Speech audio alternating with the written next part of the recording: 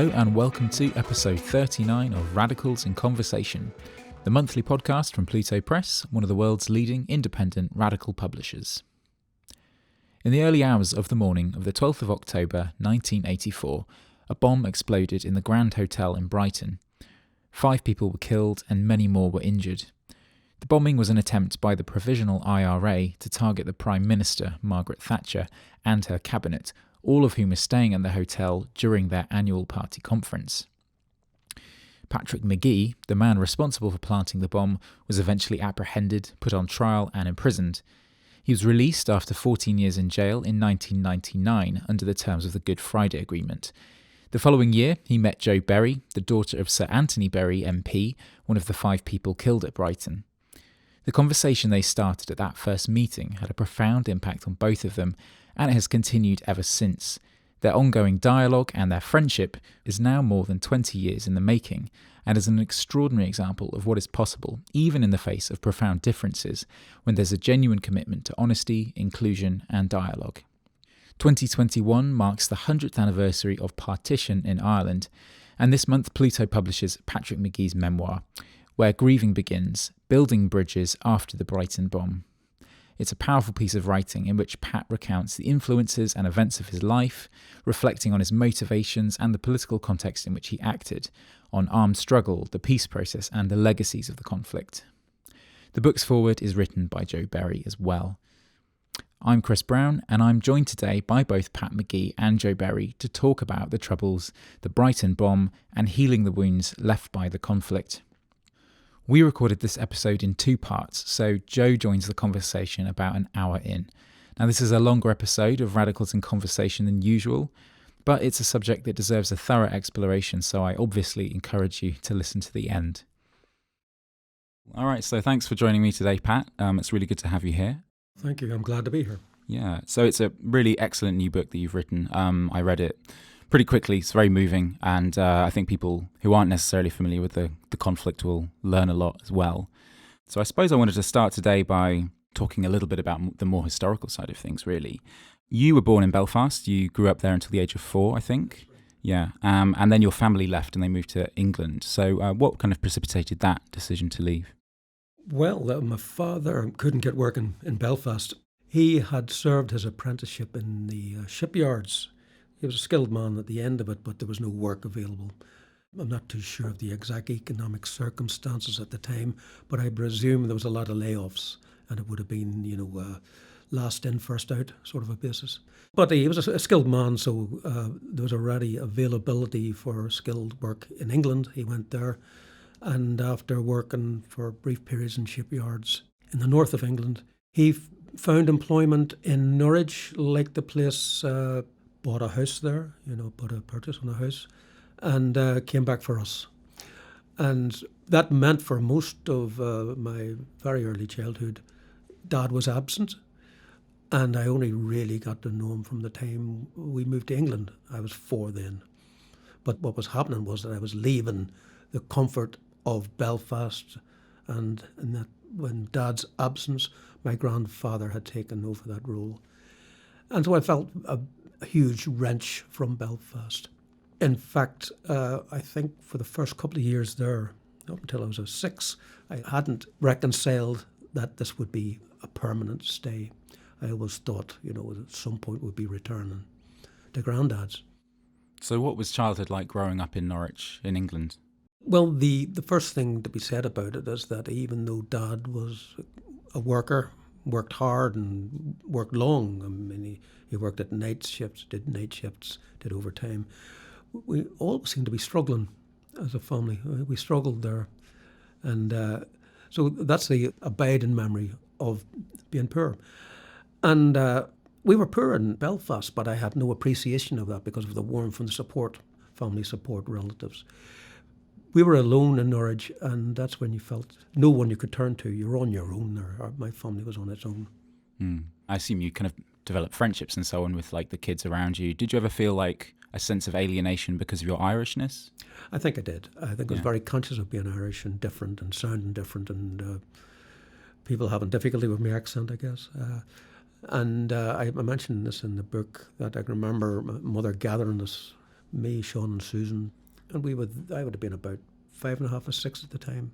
So it's about 18 months, 2 years after being there. And foreigners don't call me mommy anymore. Call me mum, like the English kids did. English kids there did. And I had great difficulty with that. I mean, really did. I mean, I didn't like it, you know. It was unnatural. Sean and Susan just, within days nearly, you know, they conformed to that. So let's talk a little bit about your family in terms of, I suppose, your parents, but also like going back in terms of the generations. What would their involvement have been in Republican politics?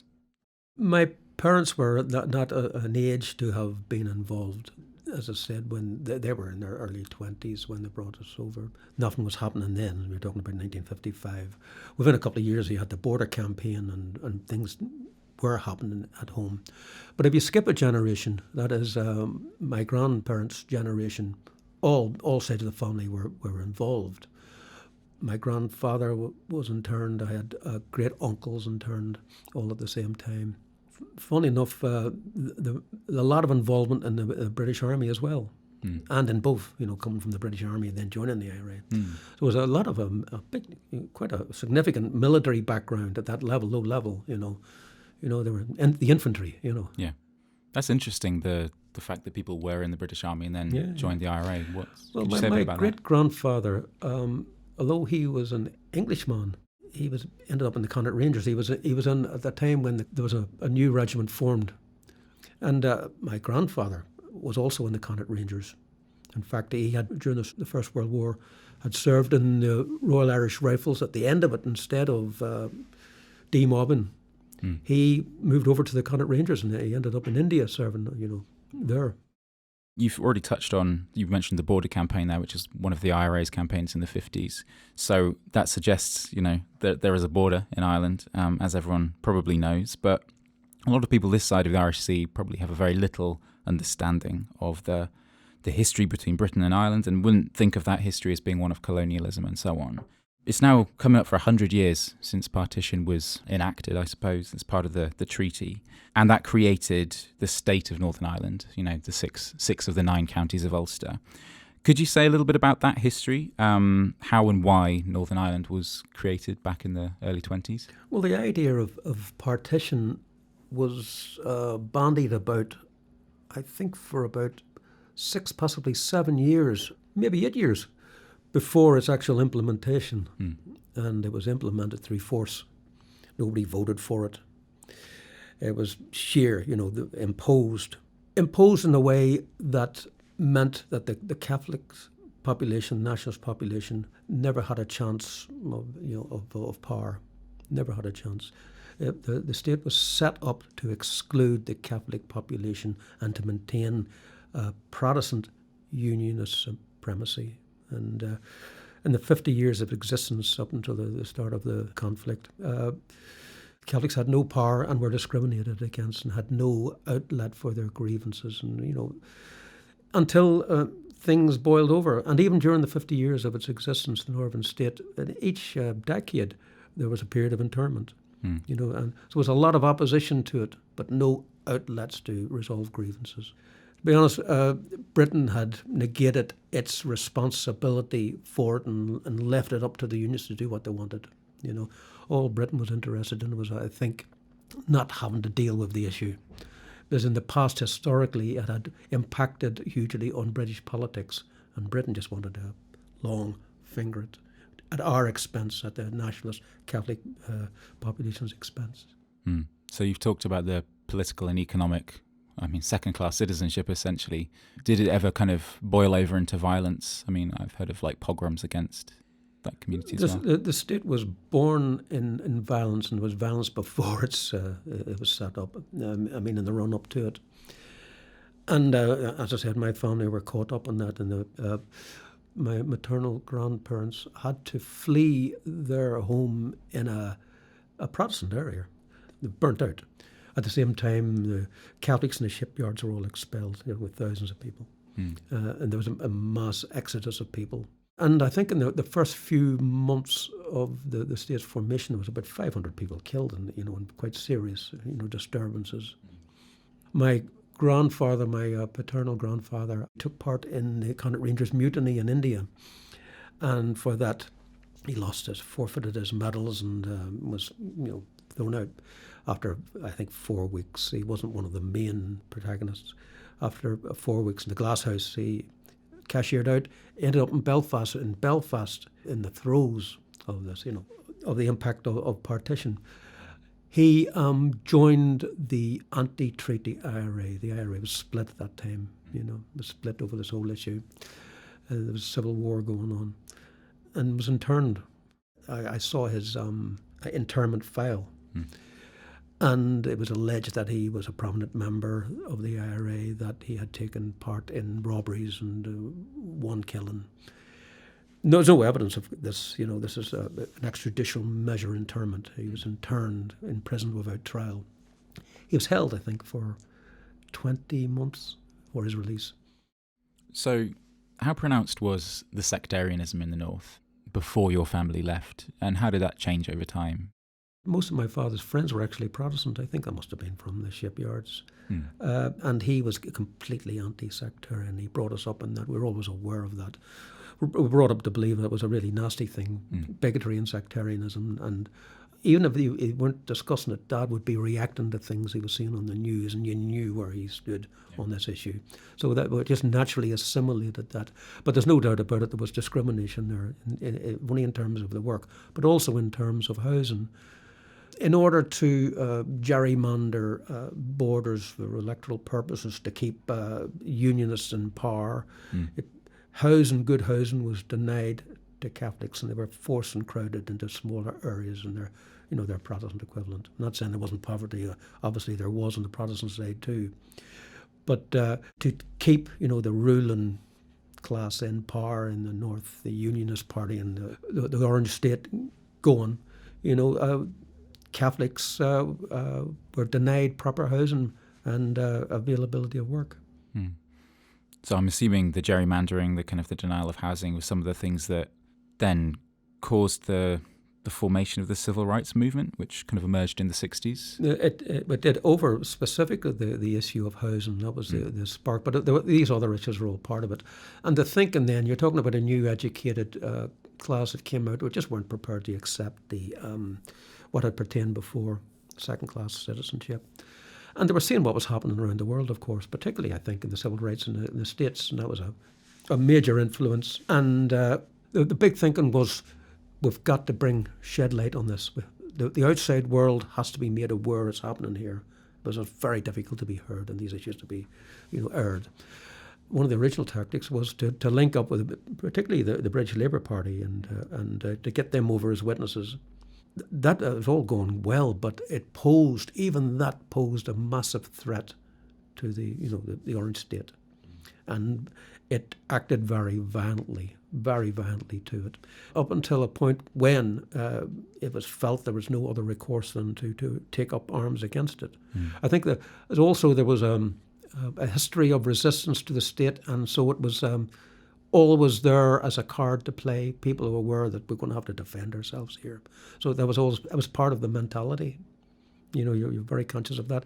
So that when things did, flare up, people were looking for direction, and there was a natural tendency to look to the Republican movement. And the Republican movement actually was quite significantly involved in the formation of the civil rights. I'm not saying they had a predominant role, but they did have a big influence on it right from the word go, and saw it as the means of furthering and as an alternative actually to violence. At that stage, and you're talking about post the border campaign of the late 50s, that was seen to have failed, and the IRA were looking at a more agitation on these issues politically, and so therefore, the involvement in the civil rights was a natural tactic and strategy.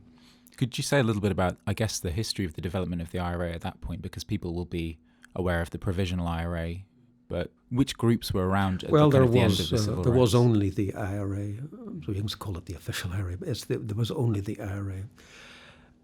But then there was a major, as I said, I've touched on, a major rethink in strategy after the failure of the border campaign, and a direction leftwards, and to involvement in, grievances, housing issues and unemployment, all things that partition had massively exacerbated, obviously. But I think the flare-up of violence and the violent response of the state left the IRA wrong-footed, ill-prepared, and to the point where, people felt they were let down by the IRA. There was a crying need for defence in the districts. And particularly, you're talking about state forces. You're talking about the B specials and the RUC, which were seen as in support of the state, and in fact were in large regarded as Protestant militias. And they were at the forefront of the attacks on the Catholic areas, nationalist areas. I use these terms: Catholic, Protestant, nationalist, unions, short term. It's not about religion and solely or politics. But I think people can understand the division there, and as part of the colonial, inheritance. So what kinds of things were happening in the district at the time? Just thinking a little bit about the British kind of military presence when that arrived. I didn't return to Belfast until after the introduction of the British Army, and they were brought in because of huge pressure on the state, and the RUC had lost control of the situation. Therefore, the state had lost control of the situation. And the troops were moved into Derry first, and this is in August, I think it was August the 14th, 1969, and then into Belfast the day following. There was the whole of Norwich nearly erupted. I think their presence, remember I was in England and seeing this, and I think it was welcomed, I sense it. But there was others who saw it had a more historical head on, and saw that once in they're going to be very difficult to move. I think the Labour Prime Minister at the time, I think he's on record as they didn't want to. Their hand was forced on this, because they knew themselves once in to be very difficult to remove. But there was, I think, the Labour government at the time really wanted to pursue reform and to pressure the unionists into complying with the need for reform. And there were several suggestions. Unionists dragged their heels, partly, and I think because they were thinking this government's not going to be around too long. In fact, 1970 was a general election. Heath came in, and the whole thing changed overnight, to the point where the Catholic nationalist population saw the British Army as now, being on the side of unionism. And there was demands, for instance, from the unions to go into Catholic areas, and which were in large regarded were, self-running, and the state had no role in it. There was no police presence or anything. And this is a huge affront to their, sense of power. And I think the relationship with the British Army and the Catholic nationalist population changed massively, particularly. Now, I'm not saying everything was hunky-dory before that, but once the Heath administration was in, it did change. So there's a perception that the IRA was alien to the communities and the areas that it operated, and that its presence was, perhaps tolerated, maybe through fear, etc. What was the reality? I can tell you about my first experience of our districts, and overwhelmingly the people I knew and talked with would have been supportive of the IRA. Now, there was factions at that stage, because the IRA did split. It did split in the early 1970. But from my experience, most people supported the provisionals. I mean, with my family's history, I was wanting to know and find out. But I remember being a bit sceptical about some of the stories I was hearing about the British Army, etc. You're thinking, as I slurred it up a bit, it couldn't have been that bad, or there was the circumstances at the time. There would have been, there's a reasons. And so when I returned to Belfast, it really was just to find out. And I really wanted to be there on the spot and find out. I mean, there was nowhere else other than Belfast for me. I mean, I had to be there on the ground. Wasn't to get involved, but to try and understand it and see for myself. But I ended up living in an area called Unity Flats, and it was a frontline area, very poor. And a lot of trouble there. And its name became known internationally because of the conflict. Frontline, bottom of Shankill Road, nationalist area. Lots of riots every weekend, Heavy police present. There had been invasions into the area and the police had beaten to death a guy about a year before my time there. And then you're aware that this was an area under siege. It was a front line. It was occupied, and I mean physically occupied. You had a singer right at the corner of the flats. I should add, to give you some sense of the scale of this, there were only about 305 residences, like flats of various descriptions, in that small area. It had been a more extensive area, but because of a new building, the old slums had gone. There are now only about 300 families there. But there was a singer there, right, and controlled 2 patrols through that district all the time. There was a RUC barracks, and they were barracks. These weren't police stations, these were barracks across the road to the south of the district. The north of the district, there was a British Army barracks. And then about a half a mile away, there was a huge army barracks covering the whole north of the city. There was also a sanger on top of nearby buildings, which could check the routes to it. So you really felt an occupation there. And then that's just leaving aside the behaviour of how it actually manifests itself, which was rough. I think particularly there was times when the relationship wasn't too bad. I remember every 4 months a new regiment would be posted there, and there'd be about a 2 weeks overlap of them. So I can remember the paratroops being there, and there wasn't really much trouble. In adjoining areas, there was an area called the New Lodge Road. That was a battleground. Unity Flats was a wee bit of a oasis. It had its conflict, but not with the Paras then, I don't think. But then the Fusiliers came in, we had a bit of trouble with them. And then when the Marines came in, they came in the first day they were in to just, beat heads. But I think that's the first time I really witnessed on a day-and-day basis the brutality of the British forces. They were an occupying force, they were beating heads, they were letting you know they were in charge. You knew these things were happening in other areas, but for like Unity Flats, even though it was active and it had an active unit, didn't suffer as much until I think the Marines came in. So to backtrack just a little bit, you grew up in the 60s, which is obviously a time of political change, upheaval all around the world. How would you have described your own politics in the years before you returned to Belfast? Oh, of the left, very much so. Probably a bit extreme, actually. Like I would have been dabbling with, Marxism, etc. Mm-hmm. Now, I wouldn't have been involved. I wasn't like a joiner, believe it or not. I wouldn't have been an activist, but I felt very much of the feeling of that time. You knew what you were against, and you were against racism. You would have been against the Vietnam War. All of those feelings were there. Then suddenly it's happening on your doorstep. It's happening in a place you know about and care about. So I brought that sensibility, leftward sensibility, back with me. I saw the struggle very much in the economic terms and the social terms. It was about denial of rights and subjugation. It was a class issue. Clearly, it was a class issue. I mean, it's just a fact. All our areas were poor. And the trouble was in these poor areas. The movement itself was, I would say, then fully focused. I think really on defence.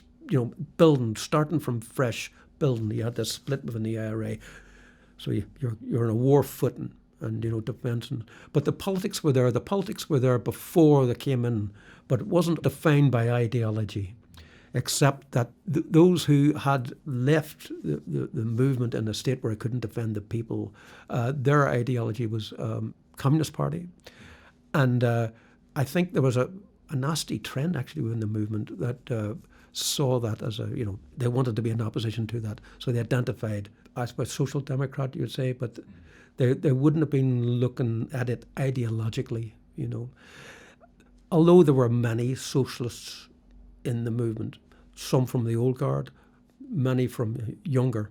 But I don't think there was really much chance to argue out what was needed, politically, because of the exigencies of the moment, the struggle, just to survive and we were on a war footing at this stage too. But the jails did provide a chance to really think hard about what needed to be done and how we should build. It's quite clear I think we went to war basically because of our weakness. I mean, we might have had the sufficient strength to defend ourselves, but we hadn't the strength to argue our cause or be heard. That required political development to the point where we had to be listened to, you know. That took a long time because a lot of people wanted to silence that voice. But I think it was always on a leftward trend, largely because I think the most political amongst us were of the left. Although at the time we would certainly have been seen as Catholic defenders, nearly, to be perfectly honest, and our opponents in the officials, as it became known, would have regarded us as green nationalists. I think this is labelling that didn't explain anything, to be perfectly honest. It didn't explain, but we were developing, you know, and the greatest need was defence. So you returned to Ireland aged 19, and you said you kind of were interested in witnessing what was going on. Mm-hmm. At what point did you decide to join the struggle? I guess, were there any particular events that catalysed that decision? The doubts I had about what the British Army was doing there soon evaporated from seeing what was happening. I mean, you just couldn't ignore it. But it took me a while to believe I had any role or contribution I could make within the IRA. I didn't think I'd be up to task, quite honestly. For quite a while, you know, like ideologically, I was anti-war, not anti-violence, but it was anti-war, as I understood these things. And I didn't feel there was much I could contribute to it. I had wondered, is there something I could do maybe politically?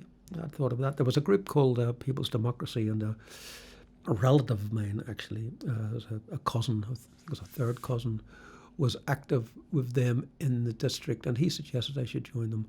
I remember having discussions with him, but at that stage I was saying, no, I think the area needs to be defended here, you know. I'm not denying the role for People's Democracy or building politically, but the immediate need is, and, you know, if you're there and you see something that's needed, you're wondering what contribution can you make. I was wrestling with these ideas, you know. I suppose I've seen lots of stuff, you know, like aftermaths of shooting incidents, bombs going off. A bomb actually went off that damaged every flat on the front of the road, including our own. My sister was nearly killed in it, to be perfectly honest. She got blown through a door, but she unscathed. You know, it's one of those, you know, miraculous things with bombs. It's amazing stories you hear about how people survive them or not survive them.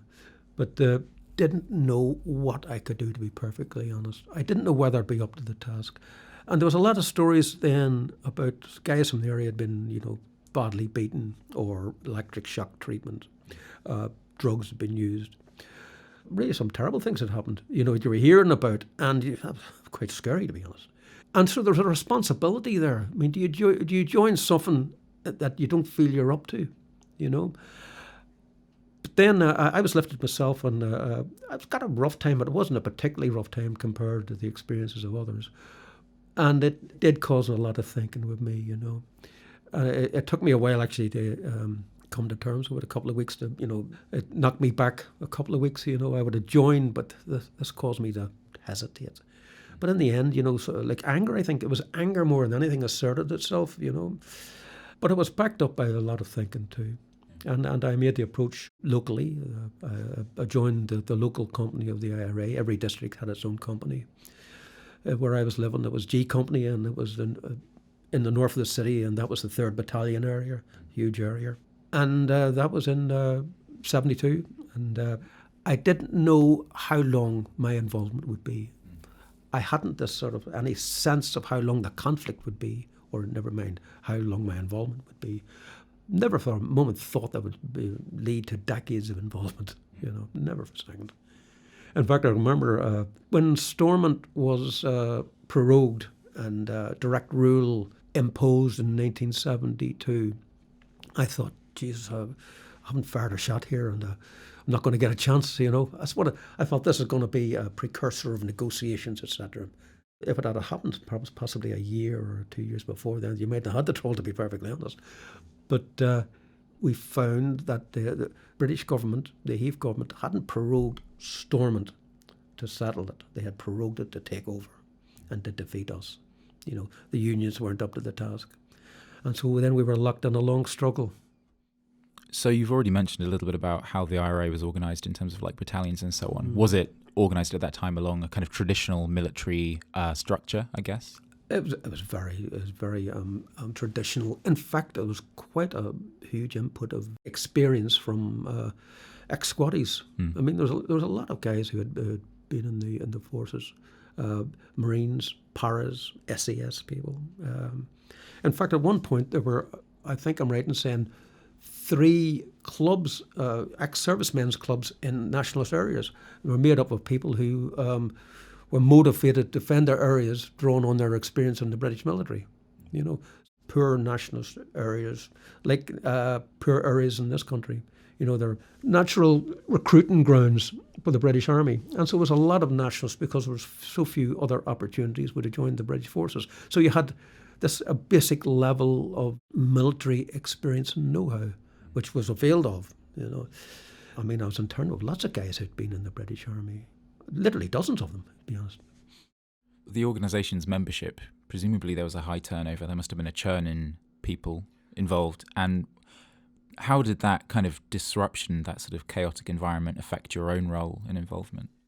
Well, the whole thing about those rests all the time. You're talking about all communities in struggle, so there was a constant activity, moving weapons around, organising operations, drawing on the resources of communities. People have been lifted, people have been killed. People having to assume roles, moving up. And you found that fewer and fewer older heads is coming down to younger and younger. In one district, there was a guy, he was just, I think he just turned 16. He was the officer commandant of the district. He was the power in that district, And that wasn't unusual. In fact, when I was interned, I think I was relatively old. I was 22 as interned. Most of the people I was in with would have been about late teens. There were some who were as young as 15. There was a practice later on to arrest younger people. I think it was to bolster the numbers, prior to ending internment. I'd say most people who at that stage would have been in the late teens, very early 20s. A few older heads about, too. But, it seemed like a very youthful place, the cages, to be honest. Yeah. Could you talk a little bit about the logistics of training, how that was done, and then the day-to-day reality of kind of life on active service? Well, I can remember the first gun lecture I received, and it was actually the first order I received or direction I received. I was told to go to a certain house, and when I was there, I was shown how to strip weapons, etc., and how to name them. Gun lectures was quite a frequent activity. It might have been about one gun lecture a week, or an engineering lecture. You were told the basics of bomb making, etc. There was training like that, and it was done in usually somebody's kitchen or somebody's back bedroom, and you'd never be in the same place, or maybe another district. You're moving around all the time. And this was happening all over. People were being trained all the time. There was also camps. You would have to go across the border to a camp, say, in the Wales of Donegal or in the west of Ireland, the southwest of Ireland. And that might involve a week away where you'd get more extensive training and perhaps weapons training, shooting weapons, etc. That's a constant, and it's needed, always needed, or any army would need that, of course. Because of this constant churning over, of this war, this attrition of people being lifted, you were never on a full fighting position. You couldn't have been. You were struggling with the limited resources you had in terms of the material that you available to you, but also in terms of personnel. A lot of the people who were active would actually been on the run, so that's a huge handicap too. They're having to lay low and then come out and they're operating. So it's a real struggle. It's hard to put myself back there sometimes. I even sometimes question my own memory of things. I can remember with firm conviction of a period of about 6 weeks where something happened every day that involved me having to run. happen to bail out somewhere, jump over a wall, and then you think, how could that possibly be? That couldn't have happened. I've made that up. It's a false memory. But I'm so sure in my head that it happened. You know, it did happen. That's how intense it was then, you know. And you were struggling knowing that you're eventually going to go to jail. But it didn't seem to matter.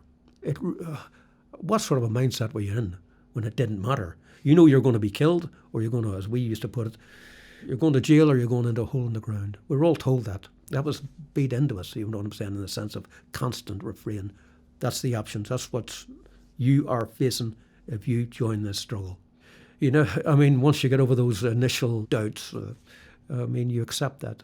You did accept it. To the point where it was unthinkable to leave it. I mean, even in the thick of it, the worst things would happen. It was never an option to go south, for example, cross the border. Not for me, anyway. And then eventually I was interned. Internment, that's different. Internment, you've got all this time on your hand to think about what you've just come through and what we've all just come through. And there's this pooling of resources and a willingness to, you know, examine this. I was interned for 2 years, 5 months. That's a lot of time to deliberate about these things. And the time I came out, I was a different person. A different person that came in. I remember when I arrived in the cache, I was absolutely relieved. I mean, a sheer relief of being removed from it. I'd come through it somehow, you know. You know what I'm saying? When you're involved in it, you don't appreciate the tension you're under. But once it's lifted from you, you know, it's unburdening of that pressure. But in reality, though, you had another front to face here because, you know, you were a prisoner of war here, you know, and the state was still set out to beat you or beat our struggle and beat us as a, you know, like a potential future recruits for the struggle again, you know. So it was a tough time in the jail, but that's definitely the plus about it. It gave you that time to deliberate, to go over things, to be trained further, and to learn politically, and to really to catch up on that as well. I mean, you didn't have the time to do it. You didn't have the time for the reading, never mind. In the jail, you were there with a lot of like very politically astute people, and people of an older generation who had been involved in previous periods of struggle, were very well versed in the history, etc., and in political thought, and seemed to me, anyway, very informed about what was happening elsewhere in the world. You know, Chile, for example. This was all happening, and we talked about these things. And of course, we were talking about what was happening outside on the ground as well, you know. And so when I came out at the end of that experience, I was much more grounded, much more grounded than I had been going in. I have to say that. I think a part of it was I knew it was the right thing to do, but there was also this. I felt like a community pressure had to, or it was like a grown-up thing. You know, you have to prove yourself here. I mean, I think anybody's motivations are complicated. You know. In time, you've got the chance to weigh it all out, really get to know what your true motivations are and what needs to be done and what you can do. And that was me coming out of it at the end of that nearly 2.5 years. Mm. So what was the government's motivation to end internment? Because there was a push for it to stop that. What was the political rationale for that? I'd say the international opprobrium. There was a international campaign against it. It was a huge embarrassment to Britain and the world, I think. And so it was, I think they were pushed into it, you know, the unionists were demanding it. I think it was evidence that the British military itself weren't particularly keen to employ it. But when they did, you know, they went for it and, you know, military rule is blunt. I think there were so many missed opportunities in those days, as I said, that period, before Heath came in 1970. Maybe I've got this wrong in my own thinking, people will argue against it, but I really think the conflict could have been staved off if direct rule had been introduced by Wilson before it was.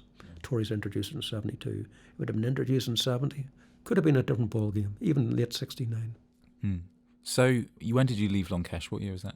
I was released in November 1975. Okay. And at one point you left Ireland and the struggle altogether and you moved to the Netherlands. Why did you leave at that point? How long were you there, and what brought you back? Oh, to be honest, I was burnt out. I was burnt out as an operator. I had been active for years there. I had been active from the moment I got out of the cache in 75 until then, 5 years or 4.5 years. And no breaks, you just everything thrown into it. And I just needed a break from it. I think particularly because I was in the South at the time, I was on the run in the South. Spent a lot of time waiting around for directions. And it just ate away at me, I think. And to the point was I ended up drinking happy, to be honest. I've seen lots of mates succumb to that as well, the pressures of the involvement. And I said, I can't do this anymore. And I'd also had personal problems, a breakup of a marriage, etc. I says, I need to get my life back on track, get my relationship back on track, and that's going to be my priority. And I had thought about going to the States, but I ended up in going to Holland instead. And to be honest, all the energy I'd thrown into the struggle and I threw into just getting the family back on track. And Holland seemed a good option. I mean, I soon got a fairly good job in a factory. I was a lathe operator, prospect of a flat. My wife would have joined me and our son would have joined me in Holland. It was looking okay. Then I was arrested in Holland. And that changed everything, After that, it was an extradition. The British government tried to extradite me back to face charges connected with the English bombing campaign in the late 70s. I successfully, challenged that in the court, and was released. But I had a very strong belief I would be rearrested at some point, or kidnapped, to be perfectly honest, and brought across the German border and. Where I wouldn't have beat an extradition case. They were taking a much more harder line in Germany, West Germany at the time. So I returned to Ireland a bit deflated because I wondered now how I could fit in, to be honest. It was a big decision to leave the IRA and move away. That was a big thing to do for me, to suddenly go back and get involved in the movement again. It was an unsettling time. I didn't know how I could contribute. I didn't know what I could do. I had a certain level of experience, etc. But wasn't too sure. And I was getting out, and I returned to Ireland really on the eve of the second hunger strike in 1981. Yeah. And I ended up working in Foblacht, the Republic News on Foblacht, the weekly journal of the Republican movement. I was working there in their art department. But also during that period, having to work on all the leaflets, all the posters, all our information that went out about the hunger strikes to get the word out there about what was happening. And that was an intense period. I mean, we worked round the clock. At that period, that's what I needed to do. That's a contribution I could make. There was nothing else you could do for the movement. That was what was needed. Yeah. So it was very fulfilling in that sense, through all my energies into that. But at the end of it, at the end of the hunger strike, you're looking around what needs to be done, and you just knew what needed to be done. That was to return to the struggle. And that explains the next few years. Yeah, absolutely. Do you feel like the hunger strikes, did that help the Republican movement realise the importance of building political power?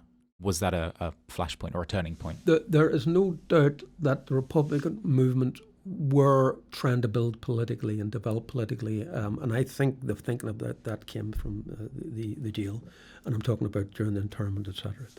People were discussing what needed to be done. Like our weakness was our lack of politics, our lack of a political organisation in the districts. I'm not talking about necessarily in terms of representative politics, but I'm talking about giving leadership in the districts and be understood as the people to go to. That was in train, that was happening, that was being built. But there's no doubt that the hunger strike and the whole issue of the rights of the hunger strikers catapulted us on. It was a catalyst for the change. I think there was a growing awareness, and particularly when we've seen that people were willing to support us electorally, that this provided a real means of tackling the British state and gaining sufficient power so that at some point they would have to deal with us politically. So it transformed the situation of the hunger strikes. You saw for the first time the support that was out there that we could build, on. But it had to be built. Until the time when you didn't need the armed struggle.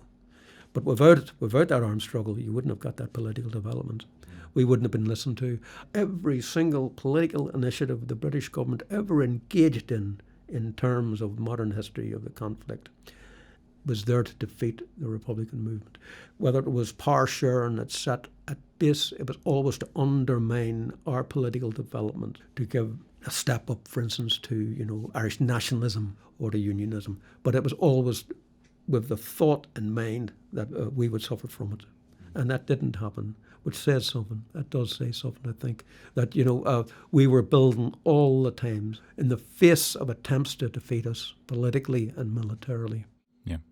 So let's talk a little bit about Brighton. The bombing of the Grand Hotel in Brighton was in 1984. You speak in the book about how it's one sort of action that was part of a broader campaign. What was the IRA's sort of rationale for that campaign sort of on mainland Britain, if you will? It was a long strategy, a long historical tactic of the movement to take the war to England. British troops are in Ireland, the British forces are in Ireland subjugating our people, The logic of that is that you take it to them. The other thing too was that British people didn't know what was happening in Ireland. The early days there would have been an interest in seeing what was happening. I think there was fair reportage in the early days. But in time, the word wasn't getting out. Media couldn't be trusted out. You had to struggle to be heard and get your message out. Despite your best efforts, they always had the more resources for their spin on things, But it was seen as a way to counter that as well. If you have a bomb in England, that's going to grab attention. At some point, they're going to have to take this seriously. But they can only take it seriously if you can maintain it, if you can sustain a campaign.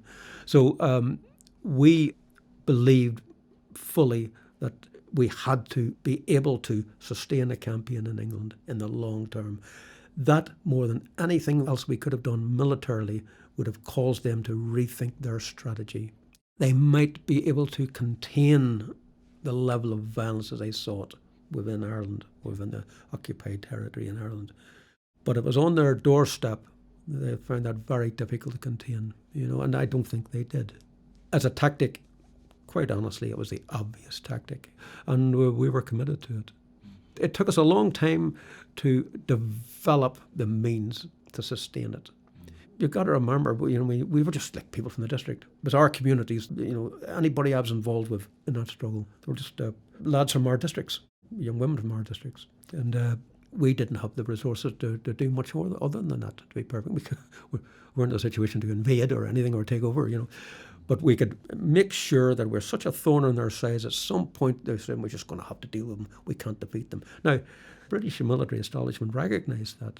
They recognised they couldn't defeat us militarily. So it was about containment. The English campaign defeated that. I'm sure a lot of people listening will already know some of the facts around bombing the Brighton Grand Hotel. But could you just say a little bit about what was going on there and why it was chosen as a target? The Tory government, the British government, were there in Brighton for its annual conference. It seemed the most logical target. Where else would you get them all together? Why wouldn't you, quite honestly? That sounds harsh. Some people would be horrified, but that's the way we saw it. The people most directly responsible for what was happening on our streets, the murder on our streets, the terrorism of the state, were there, available in one confined space. It seemed such an obvious thing. So you weren't caught straight away, but many months later, so it was in 85, I think. Brighton was in October 84. Yeah. I was back in another operation in England. Again, because Brighton wasn't one isolated operation, it was part of a campaign, and I was involved in that campaign. And I was thinking in terms, realistically, of myself being there for 2 years. We thought 2 years at least. It wasn't to say that would have been enough. As far as I could see into the future, that would have been my commitment. You were caught and then sentenced to 35 years at first, I think? Well, the British, this is something that's probably not understood. You get a life sentence, and there was a multiple life sentence. Yeah. The British judge, the trial judge, makes a recommendation. Yeah, okay. And he recommended that I should serve 35 years. That means that you just be, they'd look at the case after 35 years. But it's actually a political decision. It's one of these contradictions and, the separation of powers of the state, etc. It was the government of the day makes a decision. The Home Secretary of the day makes a decision. I was 11 years in jail before the decision was made. I was told I was going to give a 50-year tariff. Douglas Hurd was the Home Secretary at the time. And you get this notice saying it's our intention, they notify you. But my recommendation is you should serve 50 years in jail. So I'd be getting out in about 2036 or something like that. But then Hurd was replaced by Michael Howard. Howard gave me whole life, and two other guys. And those two guys together took a judicial review and won it. And the Home Secretary had to look at this again. And he resorted back to Douglas Hurd's suggestion, give us 50-year tariffs. So even though the trial judge had suggested 35 years, in fact, we got sentences of 50 years. When did the reality of that hit once you were inside? In the immediacy, I've been told that I would have to do 35 years before I was considered for release. I immediately did this mental calculation in my head. I'm standing in the dock and this has been read out. The trial judge is pronouncing it. And I am 35. He's telling me I'm getting out when I'm 70. The worst they can do, I'll be here until I'm 70. I just have to survive it. And then I was thinking about, how old my grandfathers were, etc. And they died fairly young, but the average of their ages would have been about 75. I said, well, I've got 5 years of freedom. This is all in seconds, really, and it was just something to sustain you in that moment, give you a bit of steel. But, the more thought through, reasoned, response to it was that, okay, the new millennium is in 14 years from here now. This is bound to focus attention on a solution. Sometime in the run-up to that, nobody's going to want this war to drag on. Somebody's got to, get down and negotiate here. And I thought, well, okay, the negotiations will start about that period. I think there might be protracted negotiations and all of that and the release program, but I could be out in, say, 5 years after that. I realistically thought I was going to do 20 years in jail. That's what I thought, that we would get to the negotiation table by then. Of course, we did it much before that. There was a kind of some circumstances you couldn't have foreseen, an alignment of circumstances. I think Blair coming into power and this, enthusiasm to end it, was a big factor. Clinton in the States, again, big factor. Yeah. So what was life in prison like? And I guess how did that differ to the earlier periods of incarceration you faced when you were interned, etc.? What kind of kept you going and motivated you to go on? You're determined to get through to it and, survive it. I've seen how jail damages people. Physically, mentally damages them. It's quite shocking to see it. I made this decision that I had to, I tried to write about this in the book. I had to make use of every second I had. Yeah.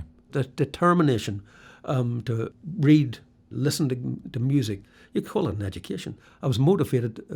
Part of it would have been, to make yourself more able to articulate your politics, and perhaps at some point in the future contribute to the debate. That was part of it. And that was possibly the overriding consideration the earlier period. It became more for education and for its own sake later on, I think. But I think from about 3-4 years in, I became more interested in other things than politics and grew interested in art and literature in jail. That was a big motivation.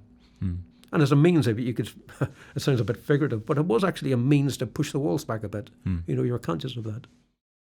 So you talk again in the book about receiving a letter from Harvey Thomas, someone who had been injured in the Brighton bombing. Yeah. And I think this was in 1998. And you write about how the receiving of that letter kind of marked a major shift in your life. So could you just tell us a bit more about that and the impact it had on you? Well, we're talking about a period leading up to release. And there was a release program in train then. And I think I had some sort of projected date too. I think I was due to be released in 2000. In fact, I got out in 99. But you're focusing on that eventuality you were getting out. And so I had it in mind, what next? And I thought, well, I've got this bit of education behind me here. I've know more about misrepresentation. That maybe this is something I can do and might help contribute. You're trying to still deal with a legacy, and one of the legacy is the ignorance of, the public about, that struggle. I could talk about that, write about it perhaps. And so I had this idea that at some point I'm going to be either writing about it or talking about it, and who am I going to be talking to? I'll be talking to the people who are in struggle.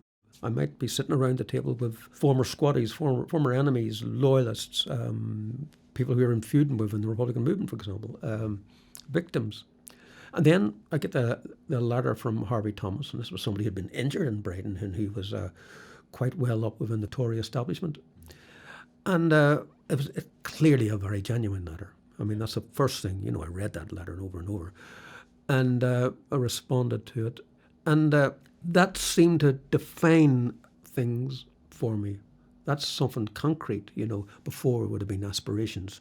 Here's something specific I can do. At some point, I'm going to be meeting this guy at least. Actually, I met another victim. I met Joe Barry before I met Harvey Thomas, Because when you get out of jail, I got out in June 99. Your life's taken up with just getting your feet on the ground again, to be perfectly honest. You think you can cope, but it's difficult coping after that. I was able to avail of a pre-release scheme. So I had some experience of being out, and it wasn't kind of like an absolute shock, being thrown into cold water. But still, it took me for a while to really, to acclimatise again. So the first meeting with Joe Barry took place, I think it was 17 months after it was released. So that would have been that possible time gap was probably needed. Yeah. It came about at the right moment. You imagine all these people getting out of jail all around the same time. They can't all be slotted into the movement in terms of the task that the movement needs to do, And they were doing very well, I thought. And so the good advice was just get my own personal life sorted out, then see what I can do. This seemed something I can really do, and something more than that I wanted to do and felt obliged to do, It was completely a political obligation. It just says, this needs to be done. We need to do this. It wasn't until I, in fact, sat across and met somebody, a victim of our actions and my actions specifically, that expanded, the awareness expanded. It wasn't just a political obligation. This was very much a personal, moral thing that needed to be done. We'd caused hurt. Doesn't matter that we might be able to defend our actions or, the point is we had caused hurt, because of decisions we had made. Any situation of conflict, that's always going to be a stage that needs to be tackled. You need to deal with the legacy. Big legacy was, I said, the hurt we caused, So that felt like an absolute logical consequence. I was doing this as a Republican, not despite being a Republican. I was doing it as a Republican. Yeah, so you talk, I guess, in the book, and also, I've seen interviews you've given, how being caught up in conflict gives you a reduced view of the people you're in conflict with. There's one very simple way of defining it. You're removed from them. You're seeing them at a distance. If you get any closer to them, they'll get you. So there's a natural distance between yourselves and them.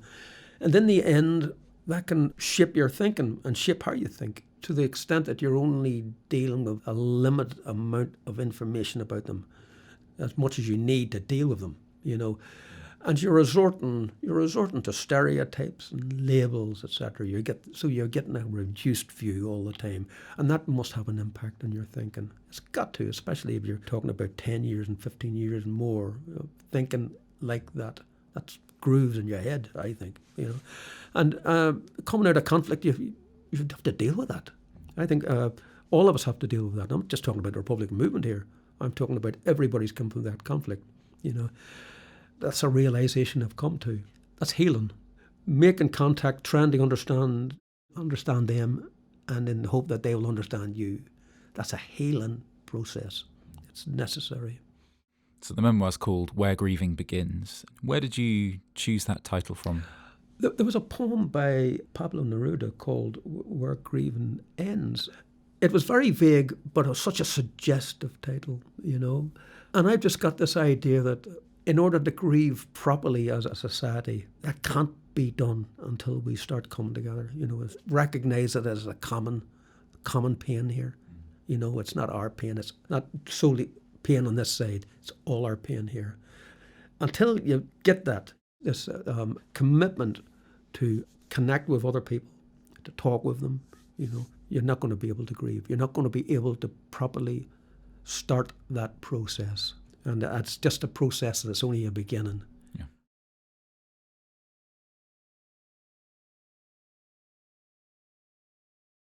So, Joe, thank you very much for joining us today.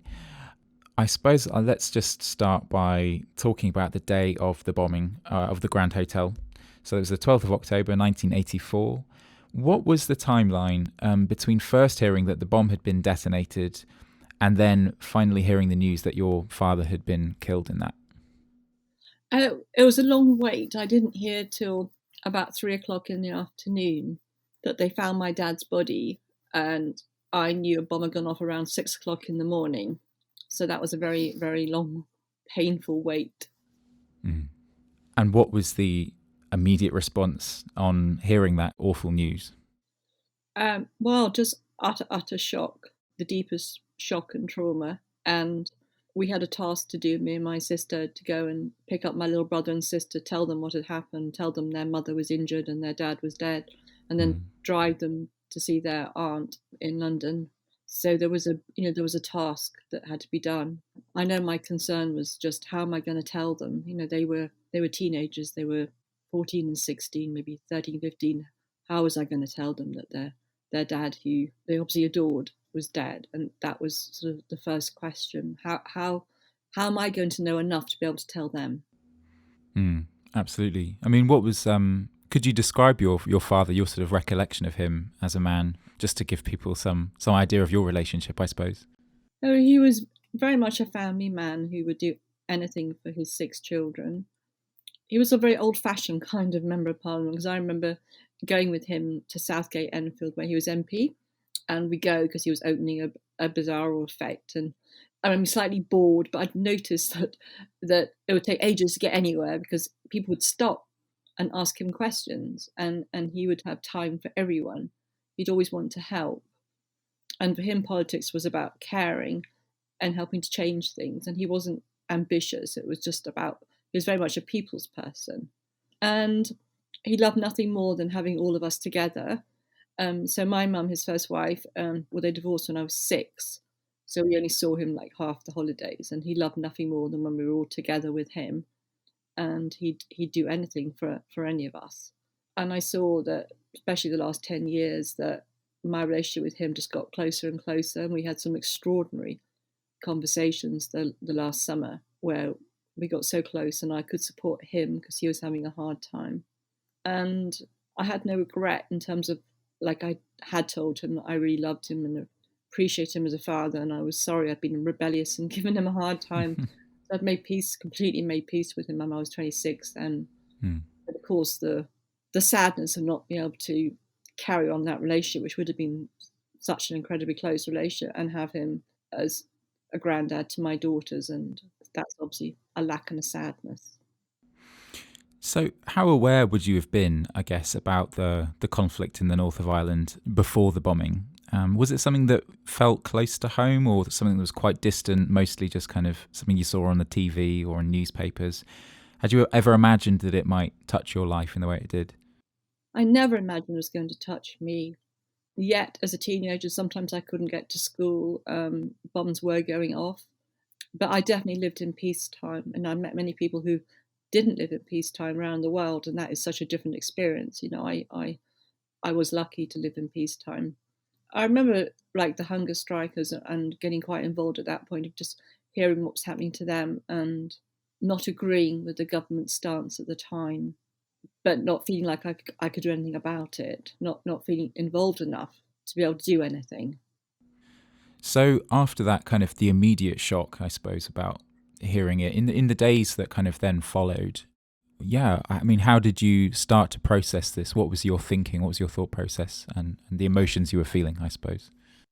2 days later, I went to St James's Church, which at that time was sort of a centre for all sorts of things and a place where everyone was welcome.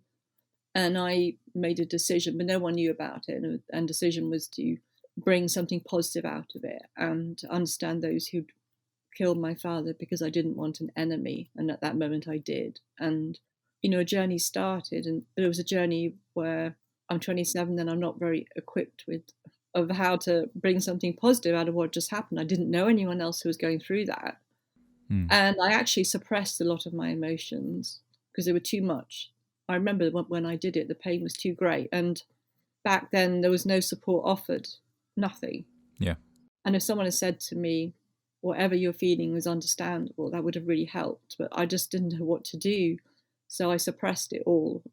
Later on would have to kind of go back to the emotions. But a journey started, and a journey took me to different places, to Belfast in 85 and 86. And I met many people. And so it was an extraordinary time where I now feel I'm part of the conflict. I can't go back to peacetime. And one way to feel part of that conflict was to go there and to meet people who were amazingly open and generous and kind to me, and introduced me to people and let me stay in their house. And I actually gave my first talk in 85. And there were several hundred people there. Right. And I'd never, ever given a talk in my life. I was quite shy. But it was the beginning of me sharing I desperately wanted peace. I didn't want anyone else to go through what I'd gone through. So there I was talking about how can we find a way to have peace. So even back in 85, I mean, you say there was very little support for you as a victim. Was the experience different in the north of Ireland? Like, was there more support structures available there? Is that kind of why you went over? I didn't go over there for that, but I think what there was in north of Ireland was a sense of everyone was going through it together, whilst people in England lived all over the place. And so it was hard to meet anyone else who'd been through what I'd been through. No, but I went there to try to understand what the conflict was about and to see if I could help stop the violence. I just wanted it all to stop, and I didn't know how to. And so going there made me feel like I was doing something useful, even though I probably wasn't. But I did meet people who, could have been my other, could be my enemy, who weren't. So it was also about rehumanizing the other. So I suppose it was about 15 years that passed then between the bombing and then Pat's release from prison in 1999 under the terms of the Good Friday Agreement. What was your reaction when you heard that Pat was going to be released or had been released? So I didn't know before. I just turned on the TV and there he was coming out of prison. And I remember my first thought was, it's all right for him. He's got his life back, but my dad can't come back. But then I thought, this is for peace. This means less people are going to be killed. So I was looking at the bigger picture, and so I welcomed that. And then, the idea of meeting him probably happened soon after that. But it took another, 15 months for it to happen. So yeah, you first met in 2000. What could you say about the journey that you went on to arrive at a place where you wanted to set up that first meeting? Well, the idea has been there for a very long time. I wanted to build a bridge with him. And it was soon after Pat's release that I got in touch with a lot of the emotions I'd suppressed. I knew that I needed to address my own trauma and my own pain. And then I got invited to a programme at Glencree Reconciliation Centre, which was amazing. And it was a programme set up to help victims of all sides. And they wanted people from England. So this is the first time there's been anything for anyone in England. And I remember walking into the room the first time with other people, and I just knew that I was safe. No one was going to say to me, surely you've let go by now. They would just understand and wouldn't be scared of my pain. Yeah. And so I went there many times and I did some raging and crying and laughing and connecting, and it was an extraordinarily transformative time. And then I started meeting people who knew Pat, and so I started asking whether they would arrange the meeting. And I'm sure it was 3 times that I was told he didn't want to meet me. I kept on hearing back from different sources. And when we finally did meet, I think that was one of the first questions I asked Pat was, I'm so grateful you've changed your mind and now you'll meet me. And he said, he's heard a few times that I want to meet him. He's always said yes. But looking back on it, I'd like to know Pat's thought about this, but I think that it was so early on in the peace process. This is really early days, and people were either protecting the peace process, or Pat or me, and just thought this is far too early on to be having these kind of meetings, so we need to wait. Yeah, Pat, do you want to come in there? What was your... I first heard in the summer that somebody who'd lost a relative at Brighton wanted to meet me, and the only consideration in my head was, why, to confront or... And I was assured by people who had met Jo that no, she's really wants to just understand, with the context, put it in a context. And once I heard that, and that people had met her and, basically liked her, that I readily said yes. I heard later, a good friend of mine, he's dead now, Martin Macon, had been approached or heard, and he was concerned that it was too early and he'd made some sort of executive decision that no, it wasn't the right time. He did it with the best intentions, but I would have welcomed the meeting, because I was already on that course to try and look at the past and examine the past and talk about it. I was definitely in the frame of mind to meet with victims. So I'd like to talk a little bit about that first meeting then, because it's described so vividly in the book and it's very powerful to read about. So maybe, Pat, you could just continue for a second talking. What happened? What was your thought process on the day that it was said? And what were the events that led up to that meeting when it did finally take place? Well, I heard on a Thursday night that I had to go and see somebody and they're going to arrange a meeting with Jo Berry. And I went along and was told I could meet Jo the next day. I readily enough agreed again. I thought, well, we should do this.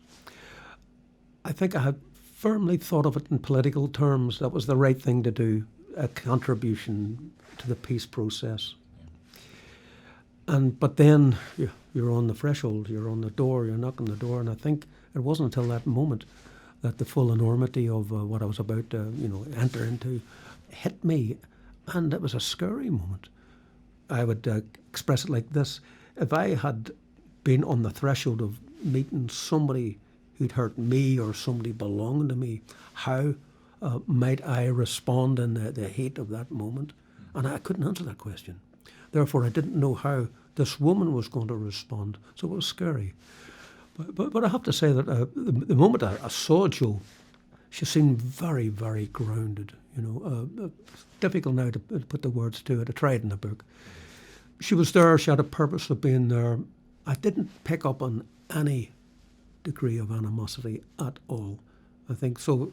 It felt safe enough to do, and yet there were other people present immediately in the room. I didn't feel at all comfortable talking in front of other people. That might have applied to Jo too. But the person who arranged the meeting, a friend of ours called Anne Gallagher, she's dead now, says, would you like to talk together separately? And we went into our conservatory and sat and we talked for 3 hours. Jo will say more about that, but that fear on the doorstep and then suddenly you're talking for 3 hours with somebody, after that event. Even now, I find that's incredible. Yeah, so Jo, I'd put the same question to you. I'd love to hear your experience of that first meeting as well. Yes, so the house is not a prepared environment for these kind of meetings. This was a normal house and lived with people coming and going. And I remember when I arrived, it was so busy and I was terrified, like there was no one there with me. No one knew I was doing this. And I do remember being very, very scared because I didn't know how I was going to feel when I saw Pat. And then I think from the moment he walked in, there was a sense of intensity that I'd never experienced before. And as Pat said, it was a 3-hour meeting, just the two of us. And I remember Pat arriving with a sense of he wanted to share with me why he joined the IRA and his political justification, his political motivation. And I had already done my own research by meeting other men who'd been in the IRA, and I knew he was going to do that. And he spoke a lot about we rather than I. So it was like we felt this, we experienced this. And I could see that he was someone who had thought deeply about it, and that he cared for his community, like he was protecting his community. And when I saw that he was someone who cared, then he's no longer the faceless enemy, there's a real human being with a story. And that's what I needed for me. So I didn't meet him to change him or get an apology. I met him so I could heal something in me, some of my humanity that I'd lost when the bomb went off. And that was by seeing him as a human being. He was justifying killing my father, and that was hard to hear, even though he did it with some sensitivity. So after about an hour and a half, I thought, well, I'm going to go now. I've got what I want. I've heard some of his story, but no one needs to ever know. I don't need to think about how this is going to impact on my family, because this is private and personal, and it's been my need to recover something. And at that moment, when I thought I was going to draw it to an end, then that's when Pat said that he didn't know who he was anymore, and could he hear my anger and pain, and what could he do to help me. And that moment was definitely a change that Pat does talk about, where he took off the political hat and moved much more into his heart, where he was no longer saying we, he was talking about I, and he became vulnerable. And that's the beginning of these words I've heard Pat say different times, of recovering some of the humanity he lost, because everyone in conflict has to lose some humanity. And that's where he's beginning to be aware that he was guilty of demonizing the other in the same way he accused the other of demonizing him. Beginning to see my dad as a real human being, which of course he didn't when he planted the bomb. He didn't see anybody there. It was a military operation. So that was a very, very different conversation, because now we share a need. He has the same need as I do, and it's sort of emotional and real and intense.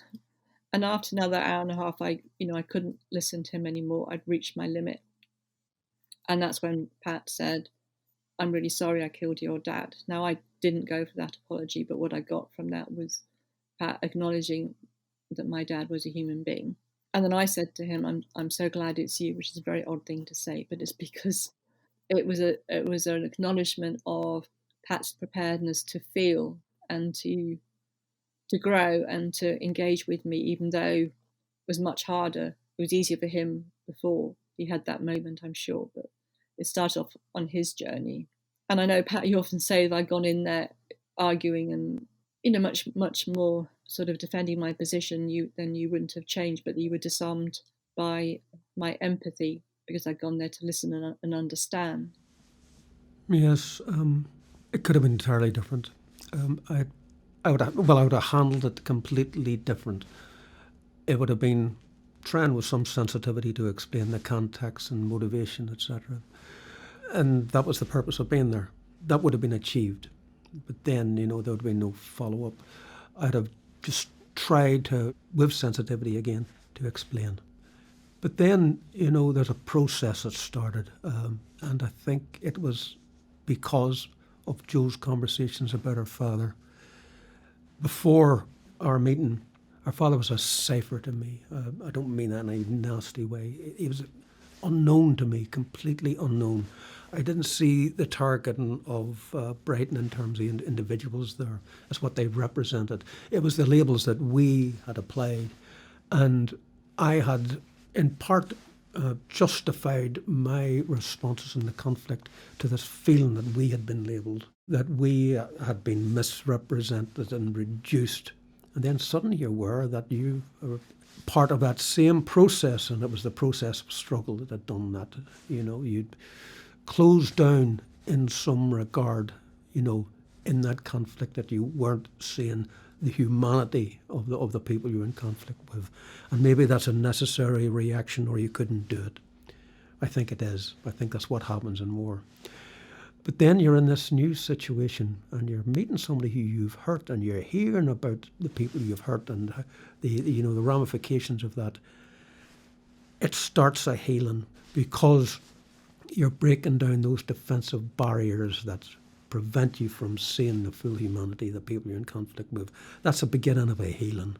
That's the way I feel about that first meeting. And it explains, I think, the impact on us both. So how easy was it then to move forward after you'd both left that room after the 3-hour conversation you'd had? Well, there was a feeling after the meeting, in the days and the weeks after the meeting, that there was more to say. There's more that needed to be said, more I needed to hear, and we left it incomplete. And in fact, I think we met 2 weeks after that, the second meeting. I wasn't expecting the second meeting. I really wasn't expecting to be contacted again by our friend Anne Gallagher. She became a friend, to say that Joe was coming back and she'd like to meet. I wasn't expecting that. As part of me was hoping for it. Again, the feeling there was more to be said. But I'd have thought, why would she want to do that? Why would she put herself through that again? I wasn't expecting it. But so pleased to have this chance to continue that dialogue. Joe, how about yourself? I remember that second meeting very well, and I remember you saying that you went for a library to find a book to help you understand what you were feeling, and I think I was going through a similar sort of roller coaster of feelings, and now I know where I could go with it, but at that time I didn't know anybody who could support or understand what I was going through. I just knew it was unfinished and wanted to go back for a second visit. I still didn't tell any of my family. I wasn't ready for that. But I needed to go back. And I think it was 2 weeks later, I was going to be going back to Glencree. I was living in North Wales at the time, and so I was going to Dublin. So I asked Anne to arrange it again. And that time she bought a friend of hers from Belfast who bought a very sort of small kind of camera to film it. But the idea of the filming was purely for a very small reconciliation project in Belfast. It was never to go public. I think for both of us that would have been way out of our comfort zone. And so there was an hour of that second meeting that was filmed, which later became part of the documentary. And then after that, we wanted to meet again. And by then there were other people who wanted to make it happen, who were filming for documentary. And so for me to be able to go there, I was absolutely broke with little children. So it helped me pay for my fares. And, the people who filmed us, they almost became our support group because they're the only ones who knew. And they almost facilitated us having these meetings, which happened for the whole first year. One thing that I wanted to ask you, Joe, I mean, I've heard you speak in some of the clips of interviews and so on that you've given. You talk about forgiveness and some of the limitations of that idea. Because on the surface, that might seem sort of counterintuitive when you're talking about peace work and reconciliation and so on. Could you say a bit more about that and touch on the idea again of, disarming by empathy that I think, the phrase comes up in your foreword to the book. Could you just talk a little bit more about forgiveness and empathy and how they're distinct and why the latter might be more of a helpful way of thinking about things? I think forgiveness is a very difficult word. And I've met amazing people who've been hurt in the most appalling way, who say they have forgiven, and some who say they haven't, and yet they're all doing incredible work, bringing positive peace in the world. So I don't think it's a measure of what we can do to contribute. And I think we can still forgive people and not understand them. And so I'm interested in a world beyond right and wrong, which was part of that, the words of the documentary, and it's a part of a Rumi poem, which is for me about empathy. So I've listened to Pat's story obviously over the years many, many times, and I don't always achieve this, but there are times where I just, I hear some of the difficult things that Pat experienced, really hard things as a young man, and, wonder how I would have responded. Would I have stayed true to non-violence? Would I have chosen violence? If I came from those communities, how would I have reacted? And I don't know. And in that moment of empathy, of just seeing things from his perspective, there is no one to forgive. It's just that understanding and empathy. And I've had that with experience of ex-British soldier, also someone from a loyalist background. So it shows me that there are no sides and we can actually listen to each other. And to me, empathy then turns into a doing word. Because if I can empathise with people from Pat's community, from the Protestant community, then I'm going to want them all to have sustainable peace, all to feel safe, all to have their needs met. And so to me, empathy is a tool, it's a vehicle to actually change things in the world, rather than just thinking about the needs of my community. And the way to get there, I think, is empathy, which is about rehumanizing each other. There's so much demonization that happens, all the time. And I'm interested in how we can rehumanize. And I know that going back to Pat, the first time we spoke in public, we didn't have many minutes to speak. And Pat said that he now knows he could have sat down and had a cup of tea with my dad, which to me is a very amazing kind of metaphor. And it sums up or brings up the picture of respect and dignity and equality, like sharing power and listening. And I can imagine the two of them, and that's a healing thought.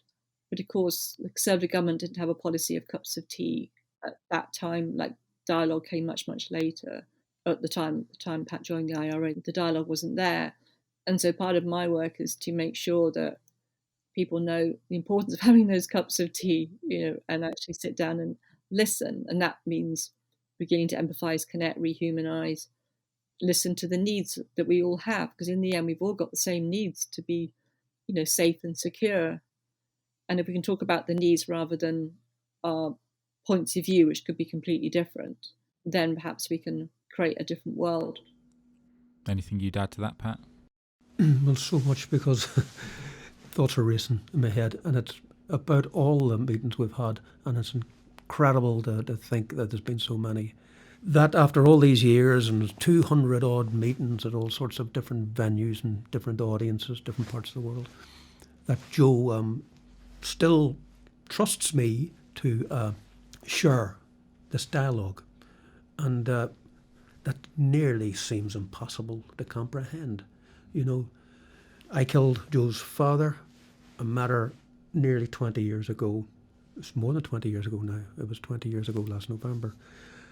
And that after all this period of time, despite some very, very difficult conversations and moments, there's still a trust. Even when it got too difficult to continue a conversation, and when there had been breaks in that dialogue, she came back to continue the conversation.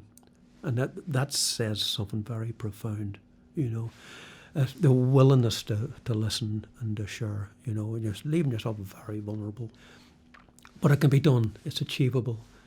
We were both involved at a very early stage in the Forgiveness Project, which basically was an attempt to collate stories where, let's say, victims and offenders were prepared to talk. And you learned from that myself and Joe have done in terms of the dialogue is difficult, but not unique.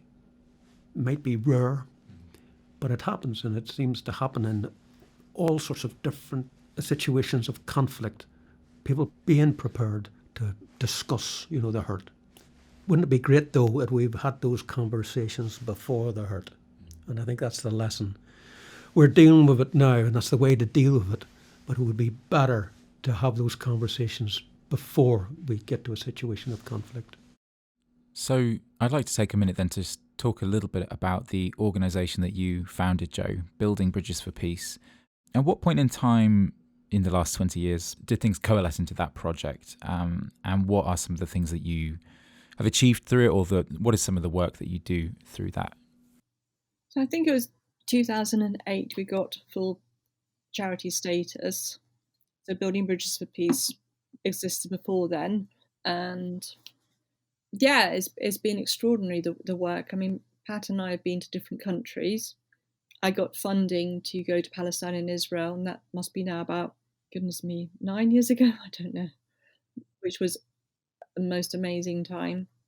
But the last few years I've been, actually this time a year ago, I was in India at an amazing peace conference of people from around the world, and that was my last travel that I did, and that was absolutely extraordinary. So for me, my target audience is the world, is the global family, and I know that when I share my story, either with Pat or on my own, people hear what is possible. They know what is possible. They know how important it is to make things possible. And people start having another conversation. And I'm also now an experienced facilitator. So I also move into being a facilitator to hear people's stories, to support them in the work they're doing. And recently, a lot of work in schools. So at the moment, in England, there are people growing up being demonized, being verbally attacked. And I spend a lot of time with girls who are Muslim, who wear the hijab, who every day are attacked. And right now, of course, with all the challenges of COVID, having a really hard time. And they're always surprised when I say to them that in the 60s, 70s, like Irish were the ones who were always seen as terrorists because they're being judged. And I listen to them a lot, just listening, the power of listening, where it's about the person who's speaking and I'm not making any kind of judgment or answer, just validating. And they've said to me, some of them, it's the first time someone who's white, who's older and female, who's listened to them, and not just listened, but wants to hear what they say and takes them seriously, which is tragic. But also I'm so glad that I can give them that, because they give me so much. And it's once they feel heard and validated, then we look at resilience and self-empathy and how they have a voice, and a voice that matters, and how they can create projects. And I support them in creating the projects that they choose. So I'm now doing some of that online, like we all are. And for me, it's about creating safety. You know, when I look back at that first meeting with Pat, it was almost like I made sure that Pat felt safe to open up. I mean, it wasn't a conscious thing, but looking back on it, because my whole life is about how can I make it safe for people to share and open up. And really that emotional safety sort of is right at the heart of all I do. And though I love sharing my story, what I love is when that stops and people then respond by making our story into their story and talking about their conflict, their challenges, you know, how they're bullied and their trauma. And then I like to empower people. You know, I really believe that we change when we're listened to, when we're heard. And so I support them in knowing what they need, you know, knowing they can make a difference, knowing they can take a step just like I did. You know, for me, the first step was just a little baby step, and there have been lots of baby steps. That's how I got to the step of being able to meet Pat. It wasn't a huge step, it was lots of little steps. So I support people in their little steps. Any last thoughts from either of you that you'd like to share before we wrap up? If we've achieved anything other than, you know, being able to do that sharing, you know, is it the example perhaps that can encourage others to be prepared to talk and to deal with very difficult subjects, you know. It needs to be facilitated, you know. People need, Jules touched on it, to feel safe to open up. That's something I've learnt there just now. I didn't appreciate that, I think, to this moment, to the extent that Jo herself had facilitated the outcome of the first meeting by appearing not to be confrontational, being relaxed about it. That did encourage me. There's no doubt about it, that did. Again, you go there and you're thinking you're going to have to, you know, it's going to be difficult conversation. It is a difficult conversation, but it's possible when there's that openness. So, you know, trying to create, you know, that circumstance, that context, so people can share is very, very important. It's a miracle that we continue to meet up. We went about it the wrong way when you think about it. Nobody had facilitated. That was Jo. Jo brought that to it, you know. I absolutely acknowledge that now. Anybody who would, I guess, versed in how to facilitate encounters and have difficult conversations would probably draw up all sorts of plans to make it a safe environment. We didn't have that, but Jo's preparedness to come along and to listen made it work. Jo, anything last from you before we wrap up? Yes. So, you know, the last 20 years, well, even going back to when the bomb went off, you know, I've had a lot of time to reflect on everything, and you know, I have gained so much as a human being. The skills I've learned, the insight I have to myself, insights into the roots of violence, into how to communicate. My self-esteem is so much better than it was. I have gained as a person, and then now I have a platform to create something positive most days, because that never stops. I always want to bring something positive.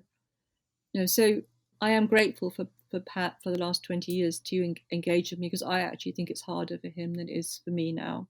And I am grateful that he has carried on meeting me. We've had moments where we've taken breaks, which is absolutely fine and understandable. And obviously now we've had a very long break just because we're both in isolation most of the time. But I am grateful, and that helps me to create something positive, every day. Absolutely. Yeah, thanks, Joe. That was Patrick Magee and Joe Berry on Radicals in Conversation. Where Grieving Begins, Building Bridges After the Brighton Bomb is out now. You can find that on plutobooks.com, and as ever, podcast listeners get a special discount on the book. You can just enter the coupon podcast at the checkout. And of course, you can find out more about the excellent work that's being done by Building Bridges for Peace, Joe Berry's charity, and that website is buildingbridgesforpeace.org. If you like the show, then do leave us a review on whatever platform you listen to your podcasts, share the link, and of course subscribe if you haven't already. We'll be back next month with another Radicals in Conversation, so until then, thanks for listening and goodbye.